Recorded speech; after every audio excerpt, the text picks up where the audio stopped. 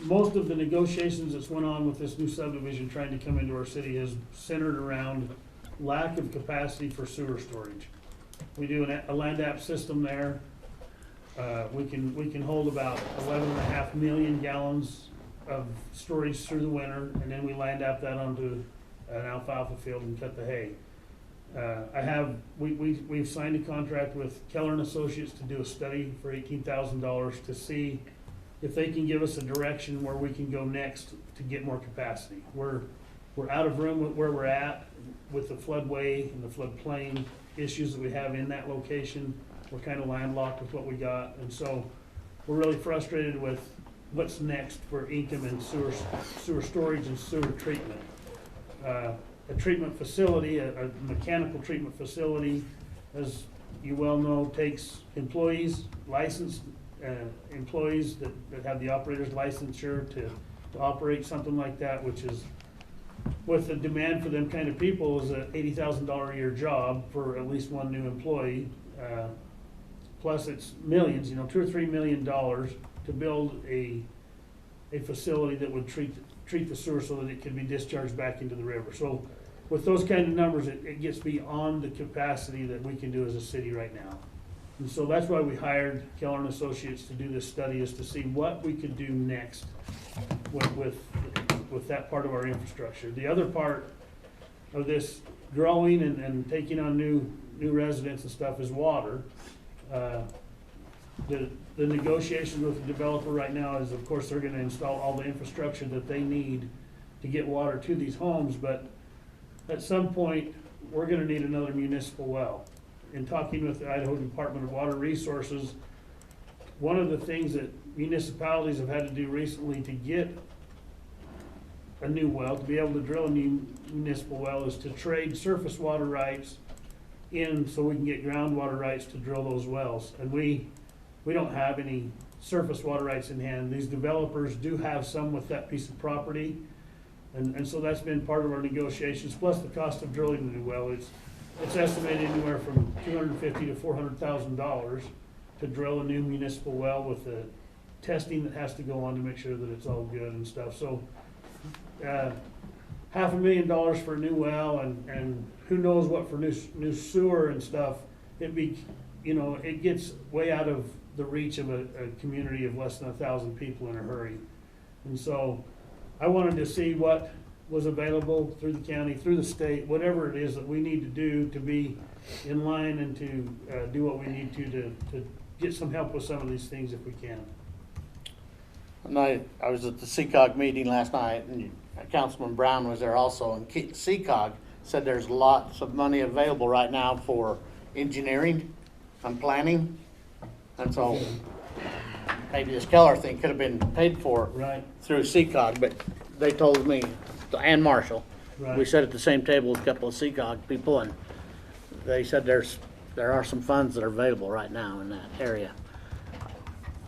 But this is one area that I would like kind of for the developer, for you and for us all to kind of sit down, and so that we're all on the same page.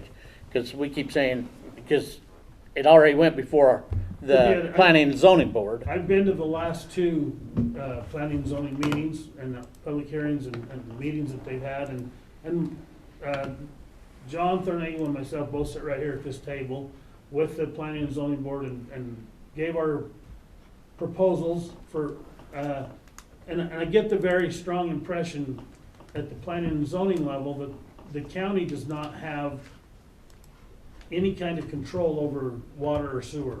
Correct. They don't tell you how many wells can be drilled in a certain area. They don't have any say over how many septic systems can be put in a certain area. So to the planning and zoning's credit, they follow the letters of the law that they've been given, and they say, have you met this, and this for criteria, and they have to check it off. These comprehensive plans that the cities do and that the counties do are there for a reason. And when John Thurnagle goes and buys 100 acres from Gilbert's, and he says, well, the city's comprehensive plan and the county's comprehensive plan and the ordinances that are in place have all been met, all that we can do is check the boxes and say yes. We don't have any leverage to say, no, that's too many wells, or no, that's too many septic systems. We just don't have that within the city's purview or the county's purview. That comes under the health Well, department. and when you fall under the health Correct. department even, it's the same thing. If they meet the criteria, then they're there. And so the whole thing is it comes back to the discussion that's been had is we gotta think outside the box then. You know, it comes back to, the discussion. Yeah, it's, he just texted me too. But it comes back to the discussion of what do we do, because what we don't want is we don't want Johnny Creek. So in Pocatello, we have all of Johnny Creek that's not sewered. All of this nitrate issues that everybody's saying is happening, and all these new subdivisions, it has nothing to do with that. It's all coming from the old Johnny Creek area. Those old legacy systems are leachating. They're leaking. That's what's happening. And so to start thinking about this, and there's been, you know, and we've joked about this and talked about this, but the more we've kind of talked about it, is something we need to seriously consider. We need to seriously look at doing probably a north end sewer district. I just measured it again. It's 6.5 miles from the termination of the city of Pocatello main line to Income. And you're talking $1 million a mile. There's, you know, you're talking some lift stations, you're talking some engineering, you're talking a crazy thing, you're talking some elections, you're talking the city of Chubbuck should be involved, you're talking, and we really need to look at that because of the geographical constraints of Income. I don't know where you would put sewer expansion at, because that's the problem that you run into with the lava rocks and the river and everything else. Yes. You're in a riparian area, you have all these other things. Income is going to be, and I say this with all love, Snob Hill. It is. Income is going to turn into the cool, groovy, expensive place. It is actually 83204. That's your guys' zip code out there, right? 205. Or 4-5. 45. That is the fastest growing zip code in Bannock County right now. At current projection, in 20 years, there'll be 25,000 people out there. Oh, heaven help us. But that includes Income, that includes the hill, that Sure, includes sure. all the area. So we need to start thinking about this. Well, we approved Fox Hollow Yeah. Tuesday. And it's That already sold. plat, the Already second sold. phase, and they said that they've Coyote got. Hollow. Coyote Hollow, Fox Hollow is the, yeah. Coyote. So. And they've got 47 units. And they're And gone. I think they're all sold. They are. Yeah, they are. No, they're not, because they couldn't even, Oh, they had contracts on they them. couldn't do anything with them until we signed the plat on That's right. Tuesday. Can't record anything yet. Yeah, But he's they're all ready- under contract. He's ready tomorrow to start moving the dirt to the next phase 3, because he's sold everything. I mean, He's under contract for promised everything. Yeah. One's done, 2's all promised, and 3's ready to be built. Yeah. And it's 82 homes, I think, when it's all done. Well, and that's what we're saying. How is- many homes are in Income? We have about 325 users, So homes right now. a fourth, the third, Yeah. just in these two subdivisions, or three, Okay. one subdivision, basically. There's about 60 homes left to go in the Rocky Mountain subdivision, the one that Greg Smedley developed about 12 or 15 years ago. So we have 60 homes done there that will be built.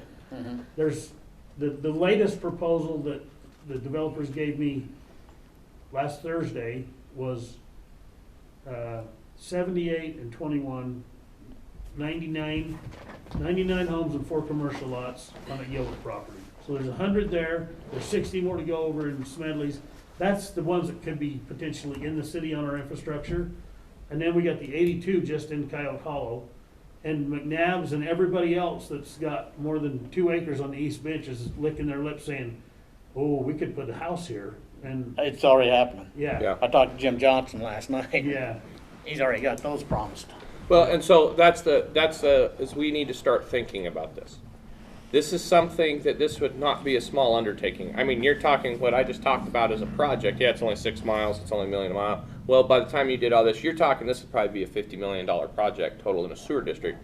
But what it would take is we would have to have buy-in. You'd have to have voters Yes. come to the people of Pocatello, Chubbuck, Income, and that county north end area. But what it does, and if you think about running a major sewer line right down the gap, Right. all the way to Income, what it does is everybody with that piece of property, with those 5 acres or whatever, just said, I have to get the termination line to the main sewer line.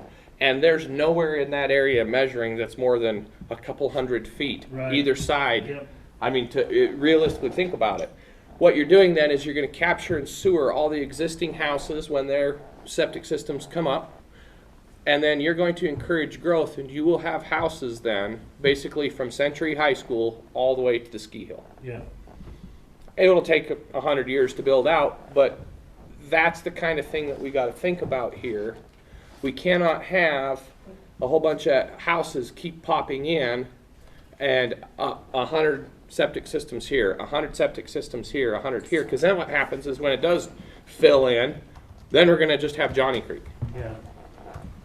And so I really think that there needs to be a serious conversation about a sewer district for the north end of the county. So a $50 million number, Ned, is like out of my mind. But with Senator Nye sitting here with $1.4 billion extra at the state level, the federal government's promising the whole world if they get their infrastructure bill to go through or whatnot. I don't think that number's unreasonable. Well, I don't think it's either. And the whole thing too is you got to think about how a sewer district works and how and why some of those things are there. It's not just little income or this bench area or that. It's all of a sudden you take all the users of all the cities of all the north end. You're talking 25,000 households, 35,000 households that then are going to be in a sewer district. And that sewer district then has bonding capacity and project capacity, and they can go through and set that in place.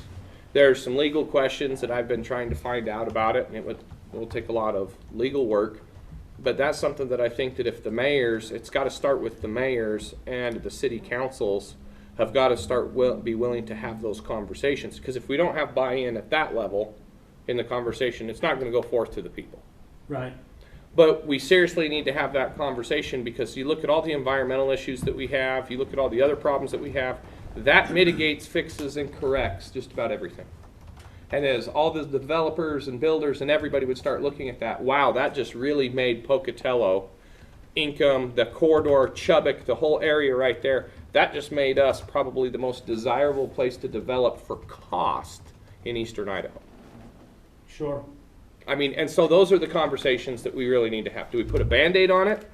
Do we look at, and I appreciate Keller going out and doing a study. That's going to be a good study to understand. But what does that do in the long term? What does that do in the next 20 years? Do we just keep putting Band-Aids on it? I mean, we got the same problem on the south end with county residents that are in the county but outside the city. Yep. Down there by the landfill where all those big houses are getting built. They're in the county, and they're packing them in there as fast as they can pack them in there. And all we're going to do is we're just going to have another issue of more wells, more septic, more this. And so I'll get off my soapbox for... Well, that's a big reason we wanted the other two mayors to be here and start this conversation. We'll have to, We're gonna have to reschedule it and get it. But we want to have a direction. We as a county, after this meeting, we're going to sit down and we're going to talk about our ARPA funds. And we have $17 million is what the county, between this year and next year, that the county has. But there's some pretty strict requirements on that. One of the areas that, I'll just tell you, one of my pet projects is, and we're moving forward on it, is we're going to hook the sewer up at the amphitheater and stuff. We're going to go down instead of pumping up. We spend $10,000 a year because somebody throws something in there and burns up our pumps every year. Mm-hmm. Sure. It's just, but now we have a sewer line that comes down the bottom side of that Fairgrounds Road. We're gonna connect it. We're gonna put there.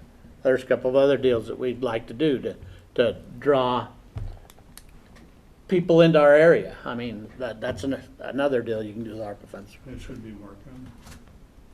But on this excess money we got, that's not ARPA. No, That's no. just state sales tax money. But, we got 20,000 state employees, and their hopes are gonna get way high Yes. because they feel underfunded. But hopefully we may moderate that, because this money is one time, in my mind. Fix that bridge, do this, that, and this. And so, Well, and like Terrell says, if you had a main sewer line that run from fix the Income roof, all the way through, and it'd take care of it. You wouldn't have a sewer lagoon in income. I did a public records request, it's been over a year ago, but in 1 year's time, at that time, we were about 307 users, I think, in the city of Income for households.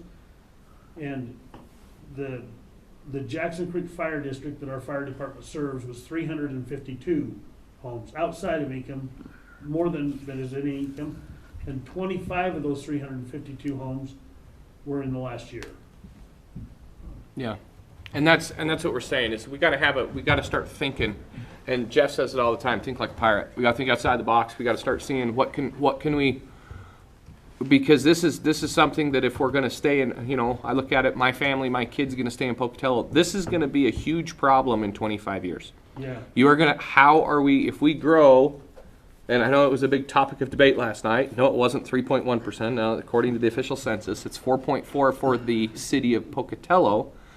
The county was much higher, and some of those other areas. We're going to grow, you know, 4%, 5% a year. We do that for 25 years. You're going to have, you know, Pocatello up to 75, 80, 90, 100,000 people, and you're going to have another 50,000 people just in this Buckskin Canyon, Rapid Creek, Jackson Creek, all these areas down.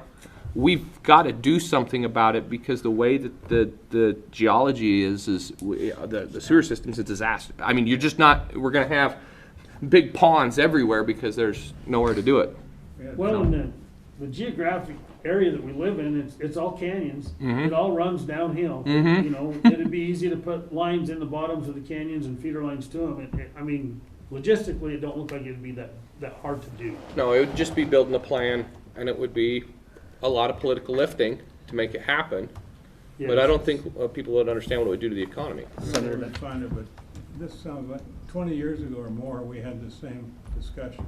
There may be a plan somewhere lying around. The thought there was this whole valley,